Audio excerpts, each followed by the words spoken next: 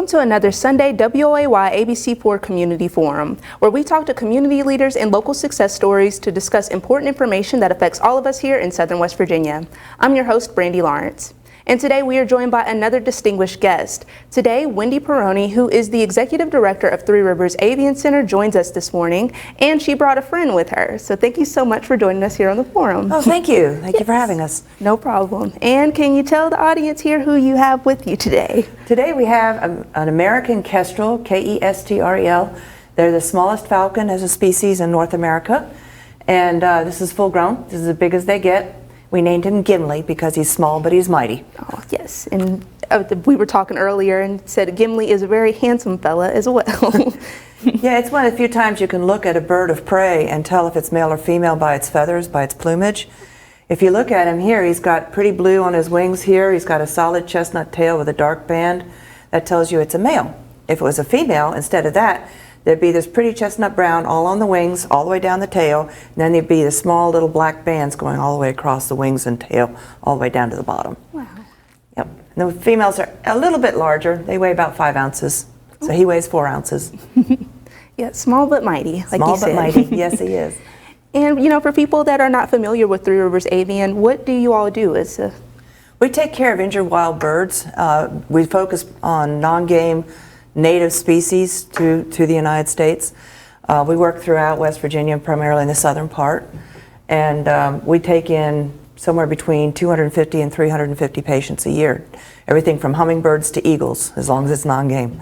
So it keeps us pretty busy. We also do a lot of environmental education outreach. We reach somewhere between 15 to 25,000 people on average every year, depending upon whether or not the jamboree is in town, right? Yeah, definitely. Right. And we also do restoration work with species restoration, and we also participate in research projects. Oh, wonderful. And we were talking about a couple of events you have coming up, so what can we expect from you all? Okay, well, we're pretty excited. We're going to have our migration celebration coming up at Little Beaver State Park this coming up Saturday. And that's going to be from 9 to 5, and it's free, it's open to the public, and you can come in. There's great for kids. We have lots of kids activities. We have guided birding walks, guided nature walks. We'll have live birds of prey there, face painting, as I mentioned, lots of kids activities and things.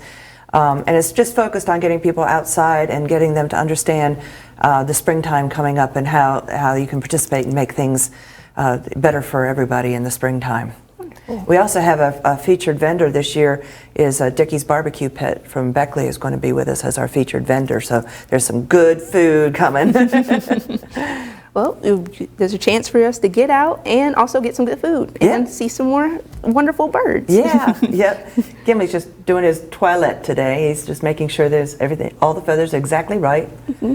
You can see the bobbing of his tail. That's a happy, involved little guy. Yeah, I was going to ask about that. Yeah, that's one of the things that we tell people, when because sometimes they get mistaken for bluebirds because of the blue on the wings and the pretty rusty red breast there, and they sit up on power lines similar to how bluebirds do. But bluebirds have a much shorter tail, and one of the things that bluebirds don't do that these guys do is that tail bob. So if you see somebody sitting up on top of a wire like this and you can't tell, watch for the tail bob, because that's a happy kestrel thinking about things. But you'll usually see them in pasture land, areas that have big open mowed spaces like campuses. We've seen them hunt the median strips of the interstates sometimes, which always gives me a little bit of heartburn. But the large mowed lawns like that seem to be great. They go after a lot of small rodents, things like moles and voles and shrews. They also go after cicadas and katydids and grasshoppers. We call those the juicy bugs. And they'll do those in the summertime. They're after small snakes and lizards too. Yep. Some people may call them a sparrowhawk. And that's an old name that was with them. It actually was given to them by falconers, believe it or not. The name sparrowhawk goes back, way back in England particularly. There is a bird that is sort of a cross between a Cooper's hawk, our Cooper's hawk, and a sharp-shinned hawk. Looks almost exactly like them. That is truly a sparrowhawk. That's what they are. But in North America, they decided this was going to be their sparrowhawk. When you think about it, it doesn't make sense. It's like it doesn't even look like the other ones. But in England, any small bird is generically called a sparrow. Okay, and to hawk is a verb, it means to fly after prey. So you can have a bluebird hawking bugs, for example. Okay, so that's where the name came from, because just like, you know, some of our hunters will say, I'm taking my rabbit dog out to go hunting. They don't tell you it's a beagle, right? So it's the same description. You know, they're taking the sparrowhawk out because they wanted to go hunt small birds. And they probably didn't get very many, because these guys do eat small birds on occasion, but it's not main part of their diet. Gotcha. Yeah, you're pretty small yourself, so I don't know how much bigger of a bird you could eat. So. Very small. Very, very small. They'd probably get more snakes and lizards and mice, probably. Yeah, so. we got plenty around here. Yeah. So what is it that, you know, people out there that may be interested in, you know, birds and things like that, how could they get involved with Three Rivers Avian and maybe like learn more? Well, we have a very active Facebook page, so Facebook is everywhere, you know. So that's a great place to start. You can check out Three Rivers Avian Center on Facebook. Remember that the word 3 is spelled out. And then we also have a website, lists our upcoming events as well, and all sorts of other information there to pick up and enjoy. Our contact information is there as well. Wonderful. And how did you, you know, get interested in Three Rivers Avian and, you know, birds like this? Well, actually, I didn't start out this way. Backed into it, and we were working in another town, and got involved with a facility there, and gradually realized that this was a lot more fun doing that than what I've been trained to do. So, so that's what we're doing. We started Three Rivers Avian Center in 1990, and it's been going ever since. And like, I know you all encounter all types of birds. You said from hummingbirds to, I've seen the eagle that you all let loose not too long ago. What would you say is like one of the most interesting birds that you've encountered in your... Oh boy, that's a lot. I think the golden eagles probably take it. You know, golden eagles really, bald eagles are fun too, but golden eagles have a different type of intelligence and different type of presence, and they're just really cool. Do you see any of those often, or is it just kind of a... We don't see them often. Every now and then we'll see one come through the center. They don't seem to get in trouble as much, fortunately, that we know of. But they tend to be in the upper elevations in more remote areas, so they're not as visible to, you know, your average person as, say, the bald eagles are. And of course, we're very fortunate now here in the New River Gorge area that we have bald eagles pretty much anywhere near any water source, so, especially during the spring through summer months. Oh, wonderful. And let's see here. You know, if people in the community that, you know, maybe see a bird in distress or things like that, is there, could they reach out to you all, or is there any type of recommendation that you have for them to like try to help out? First of all, we encourage you to get it into captivity if it's in trouble. And then I would like to put an asterisk on that, because we're coming into baby season. And a lot of baby birds get out of the nest and run around on the ground, and they're perfectly fine. Okay? So don't kidnap a baby bird.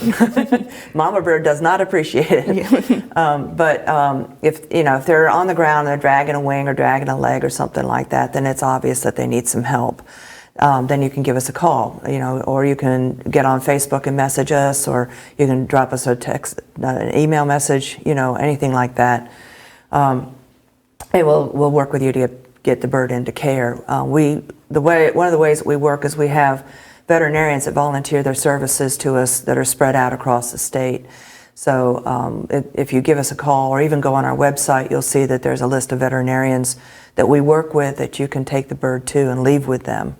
But we do encourage you, if it's in trouble, to get it out of the situation, get it into a room temperature, you know, enclosure where, you know, kids and cats and dogs and everything else can't get to it and can't see it. Just let it calm down for a little bit and give us a call. Yep. And I'm blanking a little bit.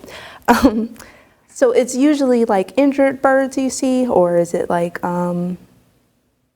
any other like criteria that it would fit, or is it mostly just, birds in like distress and? Okay, I see where you're going. Yeah, we work with all different kinds of birds in different circumstances. Okay, from 2006 to 2011, we participated in the Peregrine Restoration Project right here in the New River Gorge, where we were accepting young peregrine falcons that were still in down feathers and raising them up on the cliffs of the New River Gorge, and then when they're ready to fly, setting them free. And we, in between 2006 and 2011, we released over 120 young peregrine falcons into the New River Gorge. And the mission was to try to repopulate peregrine falcons throughout southern West Virginia and into the surrounding states in southern Appalachia there. And that's been very successful. Our birds have been picked up as far south as Georgia. Picked up, I mean they've been seen, okay? That we have them here in West Virginia, of course. We have some in the gorge. We have some in Parkersburg, Huntington, Charleston, Harper's Ferry, and we see them sometimes down in Summers County at the Bluestone Lake. And in Mercer County has now got a couple that are showing up. So they're expanding throughout the range, which is what we were hoping for. So we're very happy about that. We also team up with birders that are, the top-notch great ones, and do some fun things that way. So if you're not sure what kind of bird you're looking at or something like that, it's not uncommon for people to shoot us a picture, and we'll help them identify it and give them a lot more information about it, like what would it eat, where would it live, how does it behave, is it coming through on migration, or is it here year-round, or all that sort of stuff that's fun to know, and gives you a little bit more information about the environment we all live in. Oh, definitely. And do you all ever get attached to any of the birds that you have to, ultimately let go? There's a few, yeah, but our mission is to heal them up and get them back out to the wild. So we're cheering them on, and the minute they pop out and they're flying out, we're like, yeah, you've got it. So it's not a sad thing.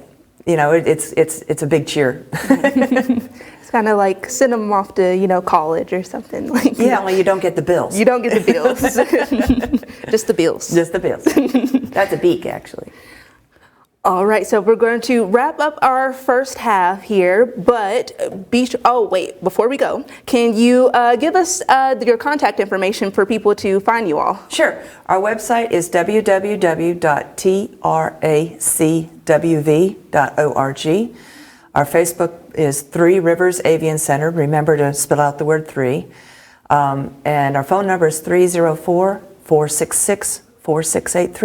And if we can't pick up, we probably have our hands busy, so please leave a message with a phone number so we can call you back, because we do return our calls. Gotcha.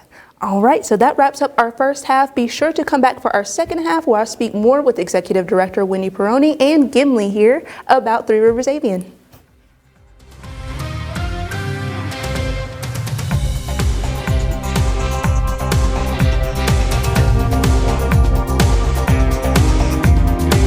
Welcome back to Community Forum. I am here with Executive Director Wendy Peroni and Gimli, who is an American Kessler, and they are from the 3 Rivers Avian Center.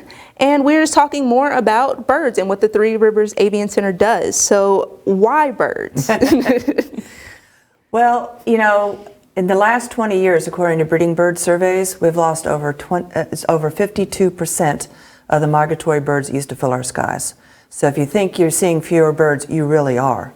And it's a huge population drop, and it's across the species. Some are getting hit worse than others, but here we are in southern West Virginia, which is kind of a sink for wild birds and wildlife. We talk about wild, wonderful West Virginia, and southern West Virginia is that in spades, much more so than some of the other parts of the state. And so we just fell in love with them and all the different things that they do and how they behave and the different niches that they fill in each ecosystem. And through that, we're understanding, some of the things that we can do to help wild birds. One of the biggest problems that we have is habitat destruction. We just a couple weeks ago, got in 4 baby screech owls. They're about this big, little footballs. And their tree had been felled by a company that was, just clearing power lines or whatever. and they didn't know that was a hollow tree or didn't investigate or whatever, and the mother was killed or the adult bird that was with it. So we have four orphaned screech owl chicks with us. Fortunately, we have a screech owl that's healing up an adult from another injury, so we're putting them together, and so they get raised by a surrogate. Yeah, we'll clean that up. They do that. They don't have bladders. And so that's good for them. But, you know, it's a full-time job. It doesn't quit. And we spoke a little bit, like during the break, about lead toxicity and how that affects the birds. Yeah, thanks for asking about that. And this is not about anti-hunting, okay? Actually, my husband and I both hunt on occasion. The thing that we're trying to, help people understand is that using lead ammunition will kill, you and your family and the wildlife that gets into anything you left out. It takes less than the tip of an eraser much of lead to kill a bald eagle. Very little, okay? Lead affects animals, including birds, the same way it does humans. So it can cause anything from organ failure to starvation and death. It can cause problems with ability to focus and stay awake and be cognizant. So it's he's going to hawk up a pellet now too. Oh. Great. I should explain this. He is not vomiting. Gimli is working on coughing up a pellet. The way raptors eat, if you've ever seen Jurassic Park, the very first, one of the first scenes you see is the T-Rex eating the goat, okay? Well, in order to film that, they sat outside the San Diego Zoo at feeding time for the raptors, so they knew exactly how it was done. But they pull food up between their talons here and pull the little chunks and swallow them. So it comes bone and fur and everything all at once. And then anywhere from 4 to 6, maybe 8 hours later, depending upon activity and how hydrated they are, they will cough up a pellet. It is not vomit. It's just the bones and the fur and stuff that they can't digest. So the meat's already digested, so they just cough up the pellet part. But anyway, going back to the lead issue, always upstaged by a bird. That's one of the other great things. He's a star. He had to come here and perform He's for like, us. This is it. It's all about me. But anyway, so we're encouraging everybody to please switch to non-lead ammunition. And if you're a hunter, if you're a fisher person, please switch all your tackle over to non-lead, because what we're seeing is that there's contamination in both wild birds. They're around the waterways, but particularly those that dabble, like ducks and stuff like that go down and muck around on the mud, can pick up pieces of lead from long ago. Mm-hmm. And fish as well can do the same thing. So we're finding that some of the fish that we've tested have actually been lead poisoned. So like if an eagle comes down and eats it, grabs it and eats it and takes it back to the nest and feeds the babies, and it's a mess. So mm-hmm. if we get the bird fast enough, most of the time we can save them. But it's everything from large birds like eagles and hawks, and sometimes we'll get some of the barred owls and great horned owls.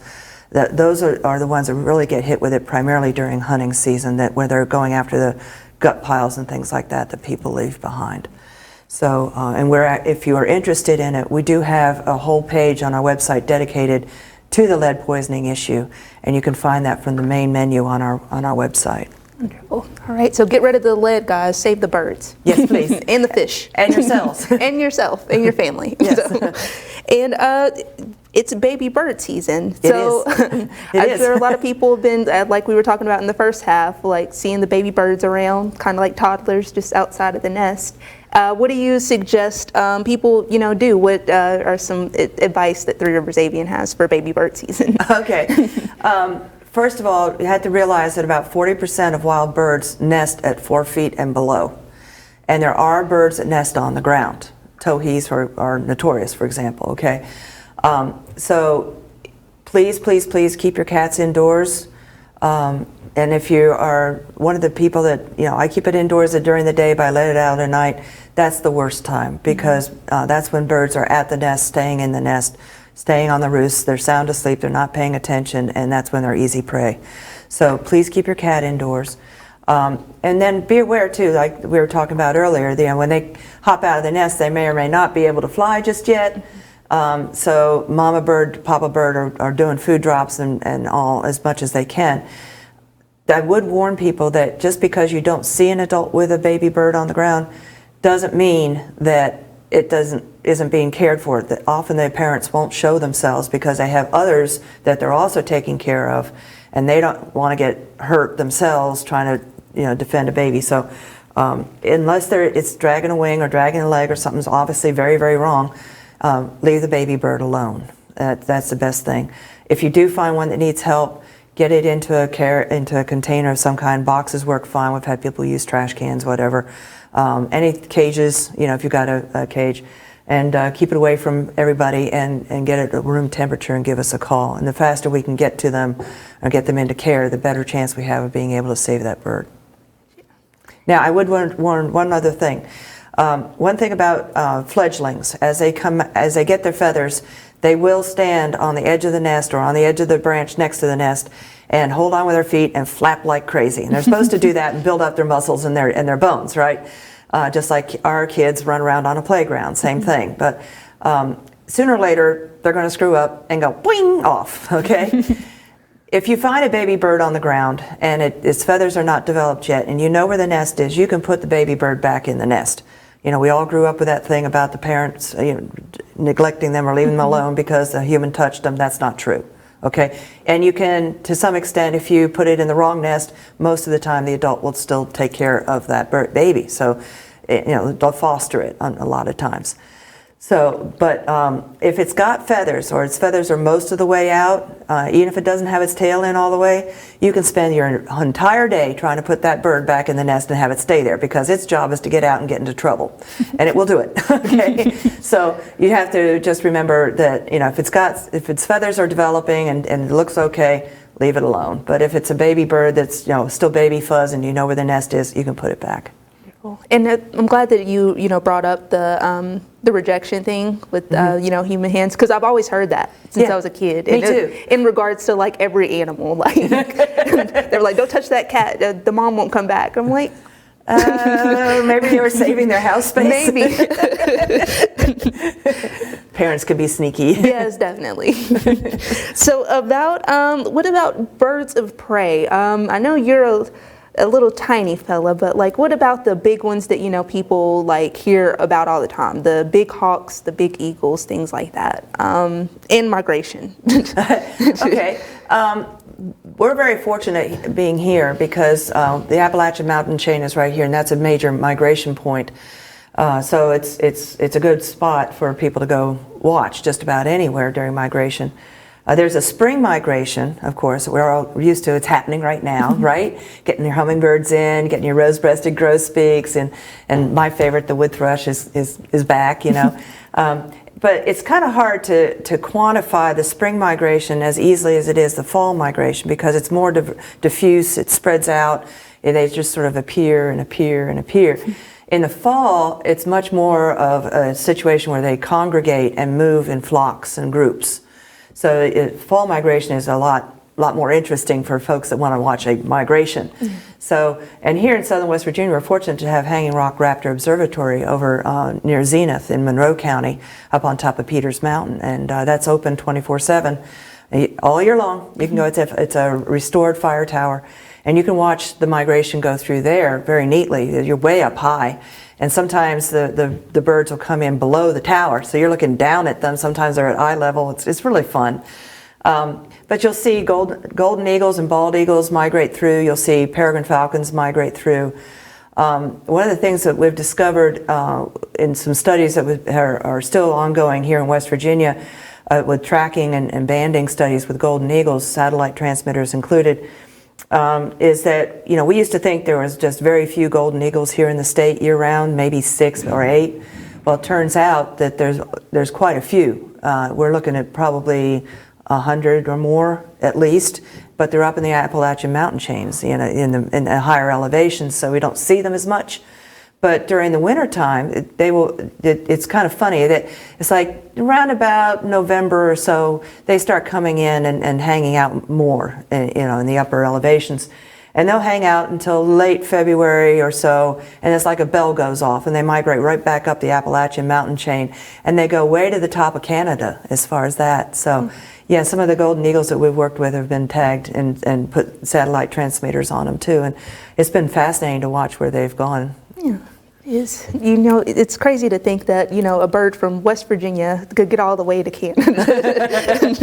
Not just to Canada, but up in the Hudson Bay area. Wow. Way up there. Way up there. Yeah. And, you know, for the people out there that maybe want to help you all out at Three Rivers Avian, is there any way that they could be a part or any way they could donate to you all? Or? We are a private nonprofit organization, and we really need funds. There's a lot that we do. We've got to pay for gas, we've got to pay for insurance, we've got to pay for the lights to stay on. The food is amazing because you got to go from raptors all the way down to songbirds and everything in between. So our freezers look a little different than most people's. So we definitely need some money. So if folks want to make a donation, we do have memberships available. You can get them on our website, and it's a secure website, so you can just go straight to it. There's a big red donate button at the top. So that's the best thing. If you're interested in volunteering, we do work with volunteers. You're welcome to get a hold of us, and we'll be happy to talk to you and see where your interests lie. Awesome. Well, thank you so much for joining us today, and Gimli as well. And you guys be sure to come back for our next Sunday WOAY Community Forum, and we'll see you next Sunday.